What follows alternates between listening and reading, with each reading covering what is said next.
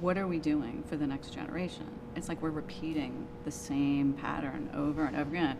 And so that's what I'll talk to you about when we turn the mic on. Yeah, no, the mic is on. The mic is on. Okay. Yeah, I'm ready. Yeah. Okay, Yeah. cool. So, I mean, first, we're starting. Can you just say your first and last name on camera for me? Sure. Stacy Seichshnaydre. And the position you hold here at Tulane? I am William Kristovich Professor of Law here at Tulane Law School. So I want to talk to you about, I'm starting this interview the same way with everyone, asking your definition. What is redlining? Your definition. You know, redlining is simple in some ways, but it's hard to look at it in isolation because what gives redlining so much power is the way it interacts with so many other policies. So very simply, redlining is something that the government helped institutionalize that created ratings for neighborhoods based on race. Yeah. And so the most, let me just start that again. Sure. So redlining represents a system of rating for neighborhoods based on race, where the race of the neighborhood was seen as a basis for predicting risk. And so the neighborhoods where African Americans lived were given a hazardous rating for no other reason than the fact that they lived there. And neighborhoods where African Americans did not live were considered to be the best neighborhoods. And neighborhoods in transition were given maybe a yellow or a blue rating depending on if they were moving towards a neighborhood where blacks were entering or whether they were still considered acceptable because they were mostly white. Mm-hmm. And so that process of redlining really helped institutionalize an entire sort of multi-generational process of lending that based I'm just going It's to okay. No, I'm go just ahead. going to keep talking. So it's hard to jump in right at redlining because Sure. of the way it interacts with so many other things. So what I'll say about it is, you know, redlining is particularly powerful because it helped institutionalize a system where if you were black, you were not able to get a loan yourself. But neighborhoods where blacks lived were also not deemed acceptable for investment. And so even whites who lived in black neighborhoods were not able to get loans. And this created this really pernicious system where whites learned that in order to prosper, in order to be eligible for investment, in order to be eligible for mortgage loans, they had to avoid black spaces.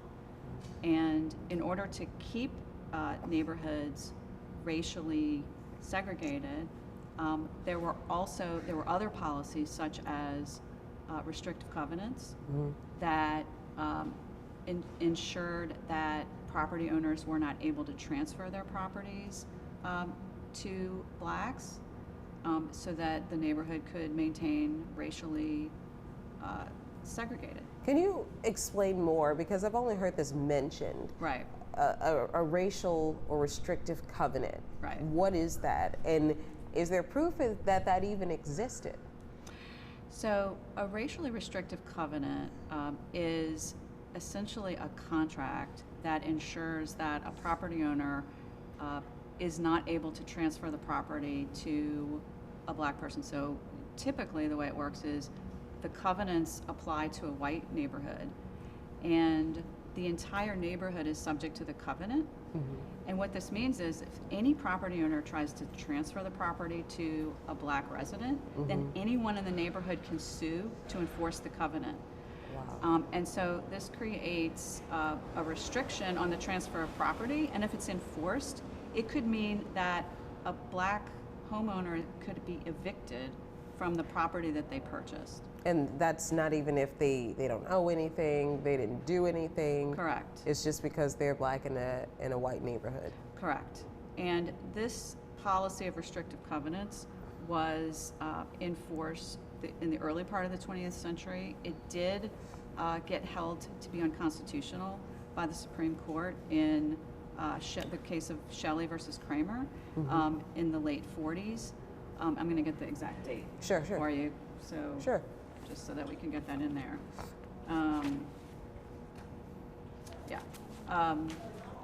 So the Supreme Court held restrictive covenants unconstitutional in 1948, but they still remained on the books and remain on the books until this day. And it took until the late 60s, when the Fair Housing Act was passed, for them to be institutionally unacceptable. When you say remain on the books, what do you mean? So when a deed is, when a person purchases a property, and so let me back up. Sure.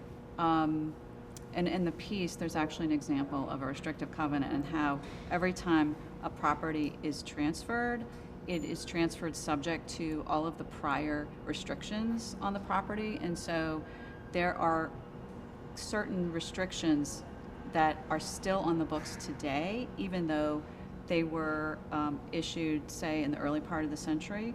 We have an example in the paper of a restrictive covenant that was dated 1913, and every time the property was transferred, it was in the Lakeview neighborhood, the covenant sort of became transferred, or the covenant sort of tied to the property and continued to be in place. And so if you were to research today, certain property transfers or certain deeds in the real estate records, you would still see some of those early restrictive covenants that were in place in the early part of the 20th century. Even though they're no longer legal, they're still on the property deeds. So do you think that Lakeview is one of the neighborhoods that have been most impactful when it comes to those restrictive covenants? I think that really restrictive covenants were in place throughout the city and in fact throughout the country. They were extremely important when the Federal Housing Administration was instituting its lending program and making home ownership possible for white Americans in the middle part of the 20th century. Property developers would assure the federal government that they would incorporate restrictive covenants into their subdivisions, and the federal government relied on those covenants in order to make financing available. And so what happened is, throughout the United States, including in New Orleans, entire suburbs and entire subdivisions were created with this sort of assurance that there would be restrictive covenants and no properties would be transferred to blacks, to ensure that segregation remained in place. So when you look at redlining and things like restrictive covenants, it was meant to disenfranchise and to segregate. Can you say that it worked? Absolutely, it worked. In 2021, can you say that it worked?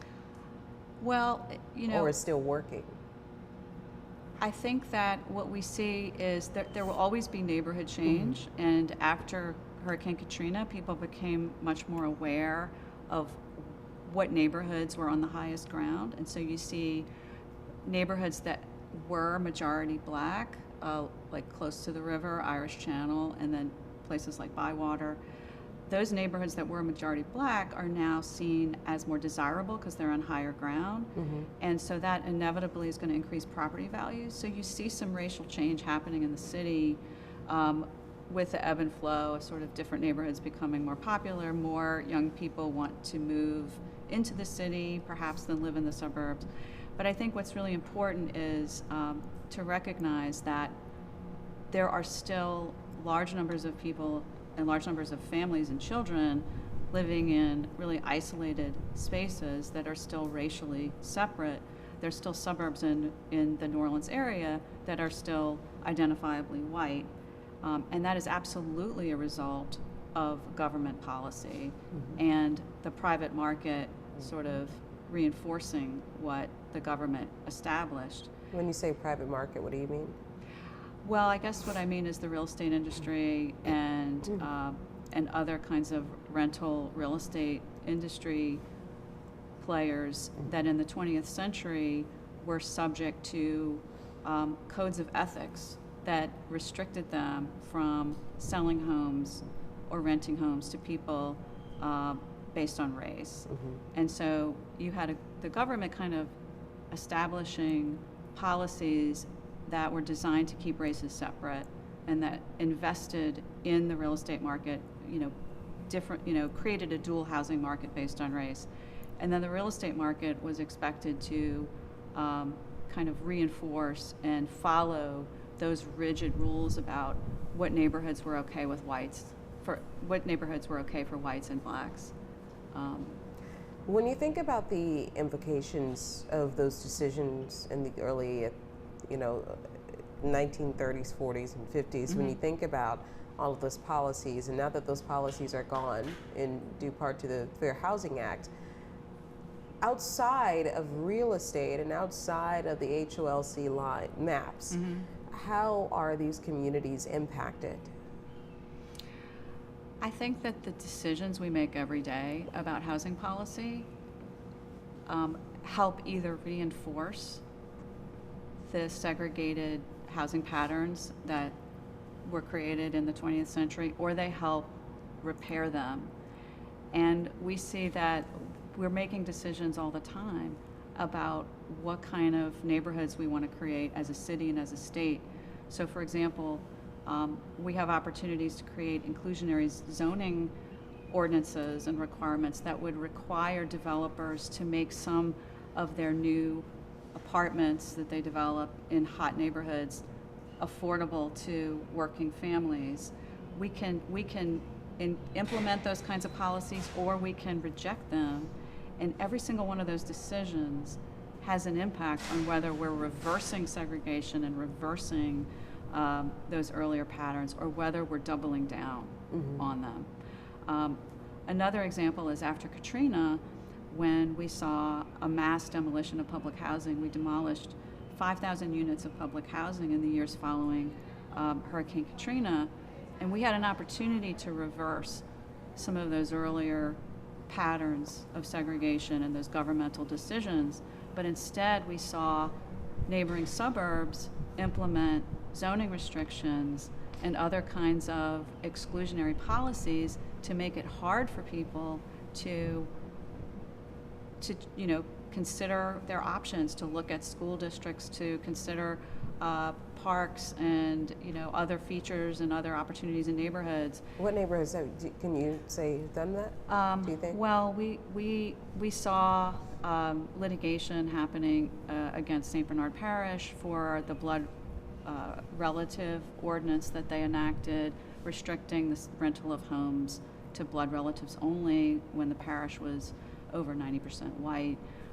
We saw some other jurisdictions like areas in Jefferson Parish restricting the use of housing tax credit investment, which would have required those investments to accept certain numbers of people who were lower income.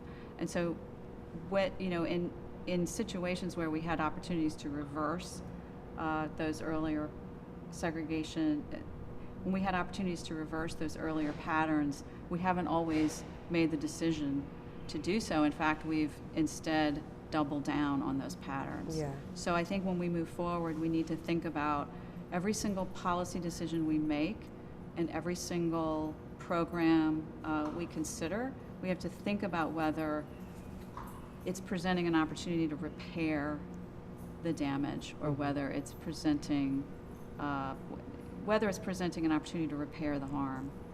There's some people who feel that we will reinforce those decisions to keep the city segregated as we come to the end of this pandemic, Right. which we don't know what the end is or when the end is, Right. or how this is going to play out. But we do know that people are facing another housing crisis. You have those who were not able to work, those who were laid off, relying on assistance, who now are about to have eviction moratoriums lifted and could find themselves on the streets, or we could see another complete change, a Katrina, minus the water. Right. How is that possible? I think it underscores the need to think about the fact that everyone who's raising a family, everyone regardless of their household size and who lives in it, needs a decent, safe, and sanitary place to live. And as a society, we need to make sure that we're considering the health and the well-being of the most vulnerable people Yeah. among us, and we need to make housing available to working members of our community and people with disabilities and everyone, and to kind of to locate housing for the most vulnerable people in isolated neighborhoods where people aren't near transit, where they don't have access to healthy food, where they don't have access to good employment opportunities or good schools, that is really not a recipe for creating a region that is, a vibrant and strong and growing region. And so our housing choices really affect the health of the entire community. So, in doing the Ringing the Real Estate Market, can you tell me why they decided to do this particular study during the Tricentennial Collection? So they actually didn't just select the redlining story. Yeah. They wanted to look at a whole series of sectors, housing and criminal justice and education, and a whole number of different areas, and sort of look at I guess whether we as a community were improving on issues of equity and inclusion, or whether, kind of how far had we come, and what policy recommendations could we make to create a more equitable city moving forward. And you would say this study pretty much found that we are not improving. I think that the study demonstrated that we have a lot of work to do, and that we need to refocus our energies on repairing harm instead of continuing to repeat the same patterns that have left us less equal and less healthy of a community than we could be. I guess I'm a little confused, because you look at the politics of New Orleans, and where you have a majority black city, a black female mayor, most of the city council, black, you're looking at these people who are in office, who are the decision makers, the policy makers, and you would think that the policies would favor, integration, favor going in a different direction than where it is, but it's not. I think what you see when you look at housing policy is that you see that there's a federal, state, and local layer. So housing programs that we rely on our city are funded primarily at the federal level, and sometimes at the state level, and that state law and federal law can have a huge impact on what we see on the ground in the city. It's certainly true that at the local level we can have an impact, and we can create ordinances that make it impossible to discriminate against, for example, people who use certain housing subsidies. We could take that step. We could take steps at the state level to make our housing market more fair to people who are benefiting from federal housing subsidies. We don't do that currently, and that really does help perpetuate segregation.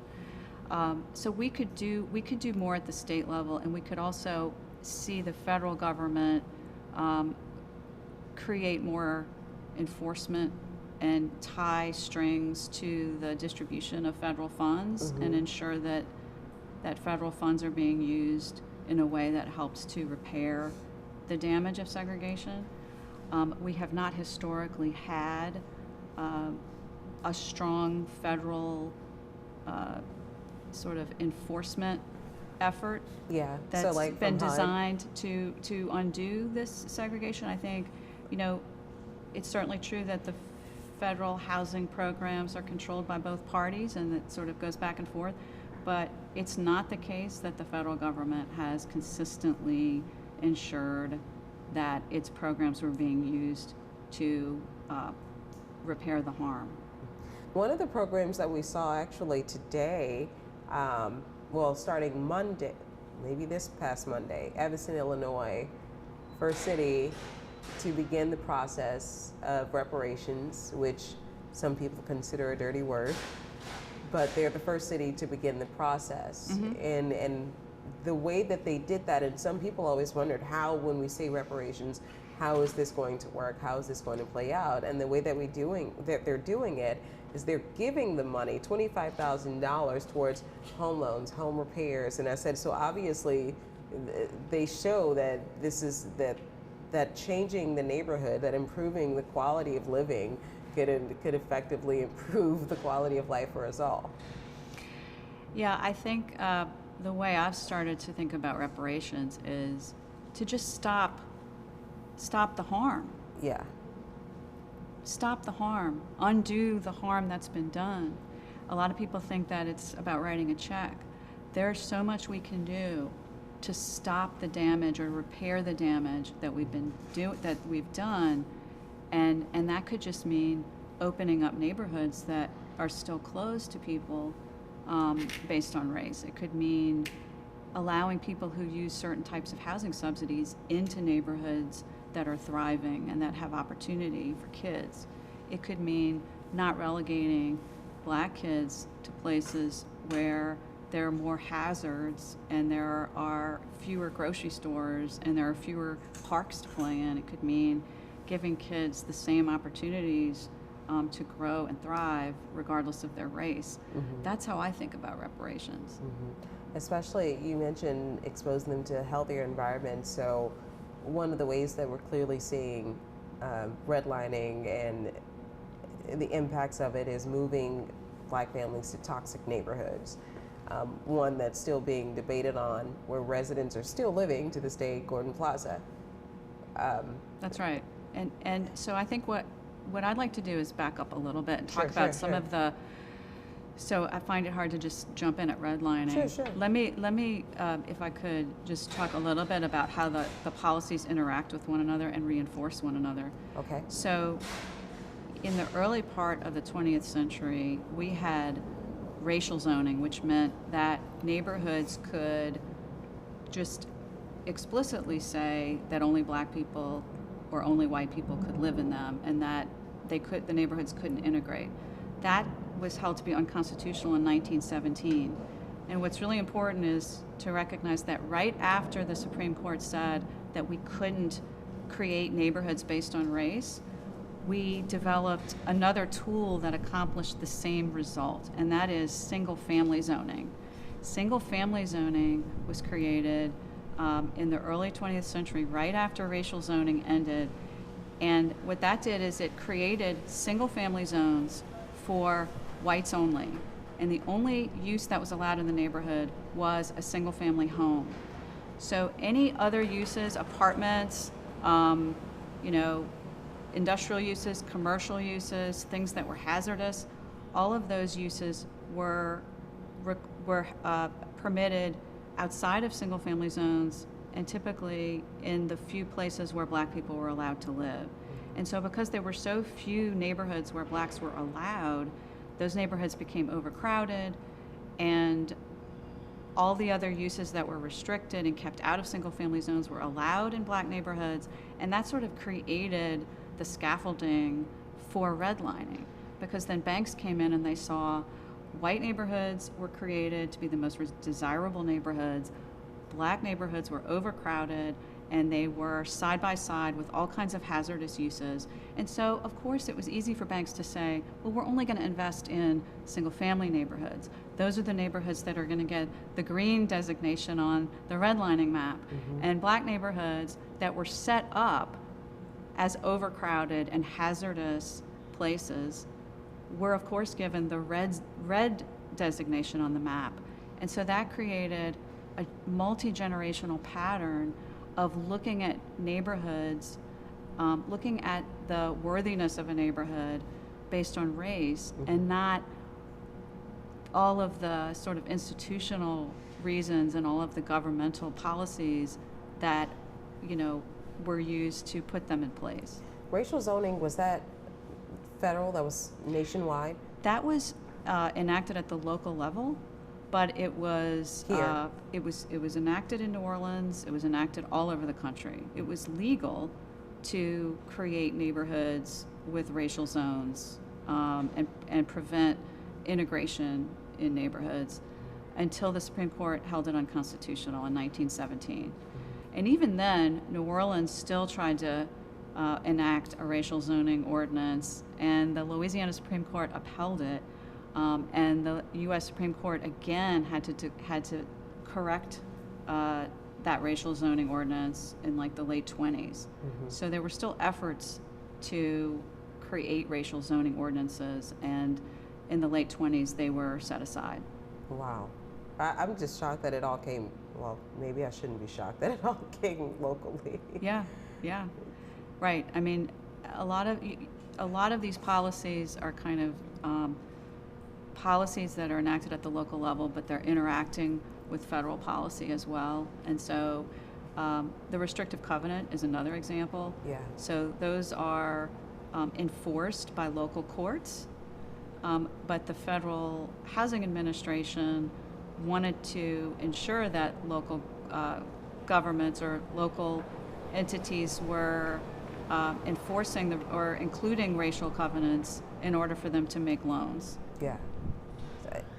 This is a twisted system. Yeah, It really definitely. is. Are there any policies that you can think of today that reinforce the years of inequality that we've experienced, that we just need to rid ourselves of? Or have we? I see it more as the policies that we are avoiding What do you mean? adopting. So we could make it illegal to discriminate against voucher holders.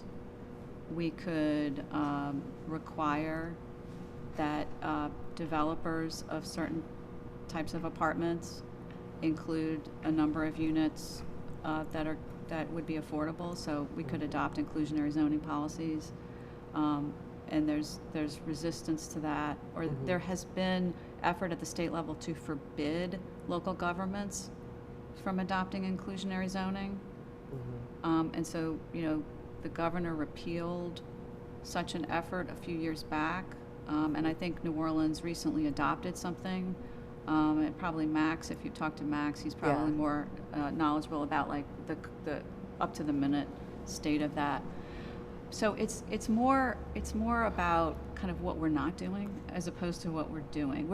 Because if you think about it, we've already laid all the groundwork for segregation, and we don't have to do anything to keep it in place. It's in place. We have to act affirmatively to undo it. So if we do nothing, it will stay in place. Talk to me about voucher users. Right. Explain to me what that is and why there is discrimination against them.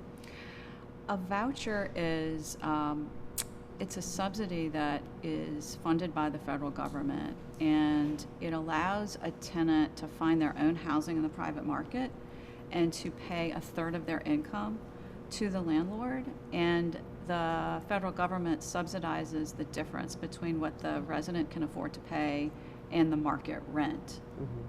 And so this is a way that the government can subsidize not kind of the more traditional public housing where 100% of the residents are low income in the building. This is a way, theoretically, for residents to integrate more into communities, because the voucher can be used anywhere. Okay. But it is not illegal for a landlord to refuse to rent to someone based on the source of their income. And so if someone is using a voucher, they could be denied housing just because of the source of their income. And so if it were illegal at the federal level or the state level or the local level to discriminate based on source of income, it could allow us to repair some of the harm of segregation, because then families and children could choose neighborhoods based on opportunity as opposed to based on what landlords are willing to accept the voucher. Is there a particular case that you could be familiar with or don't mind speaking about in which a person with a voucher was discriminated against?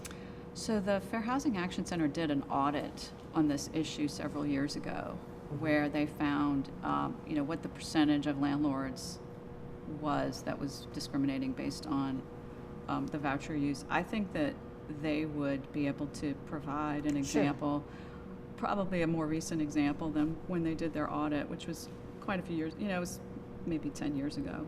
Sure.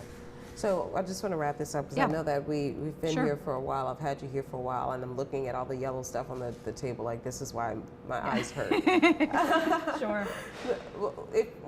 Out of this study, out of this topic in general, what is it that you think people should know?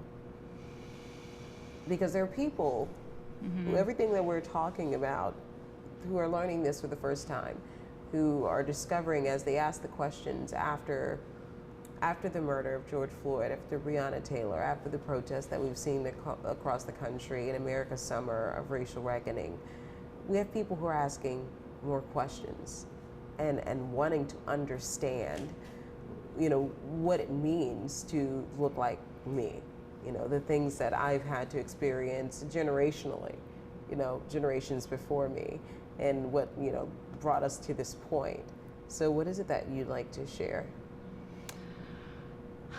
I would like people to understand that even though it is absolutely true that people have worked hard, everyone's worked hard to get where they are, that Black folks have not had the benefit of an equal playing field, and that has translated into different property values based on their neighborhoods and unequal wealth accumulation based on their neighborhoods, not because of their willingness to work hard, because everyone in our community works hard.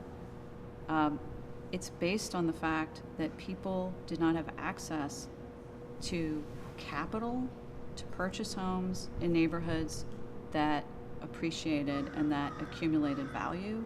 And so now we have the fact that white property values are double that of Blacks, and we have the fact that wealth is among whites is about 11 to 15 times that of Blacks, and so that makes a difference in terms of what people can afford when they buy their first home, or when they consider their housing choices.